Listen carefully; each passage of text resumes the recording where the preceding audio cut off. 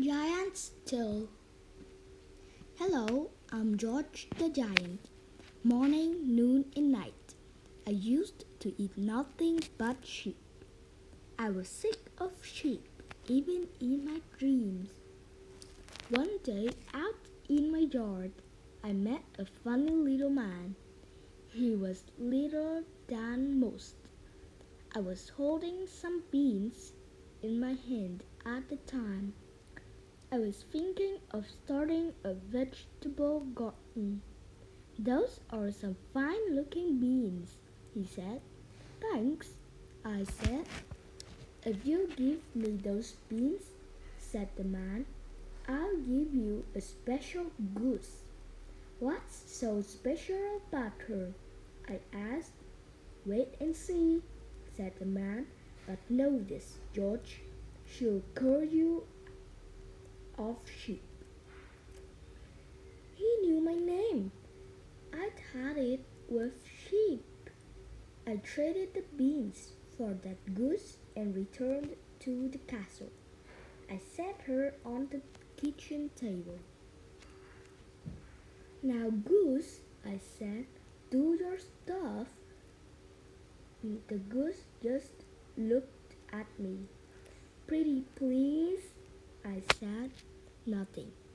Razzle dazzle me, I said. I thought about roasting her up for dinner, but during my afternoon nap, she laid 3 golden eggs. I traded those eggs for a wagon load of donuts. No more sheep for me. For months, I ate nothing but donuts. Then one day, coming into the kitchen for lunch, I smelled a weird smell. Stinky, wrong, human. Some giants like the taste of humans. Me, I've never tried one. I can never get past of that smell. Still, I sang the song all giants learn in school to scare humans away. Fair fee fo fum. I smell the blood of an Englishman. Be he alive or be he dead, I'll grind his bones. I will grind his bones to make my bread. I sat down and ate some donuts. Then I took my nap, so goose could lay more eggs. Suddenly, I woke to that human smell. I saw a boy grab goose and tiptoe away. I shouted and chased them. The boy jumped onto a beanstalk, and I'd never noticed before. He and Goose dropped into a cloud. I was halfway down after them when I heard him shout to his mom for an axe. The beanstalk toppled. I fell from the sky and landed with a crash. Oh, whoa, whoa, whoa! The boy and his mom stepped forward.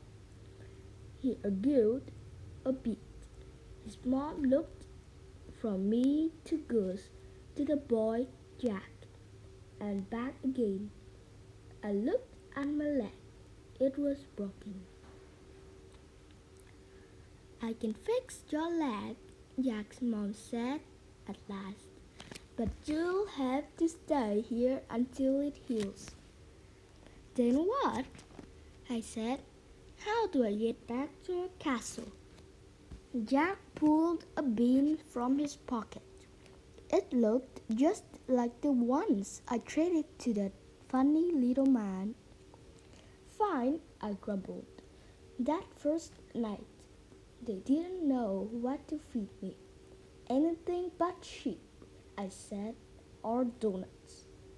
Turns out they didn't have sheep, donuts, or much else, so the mom threw a bunch of green beans in a pot.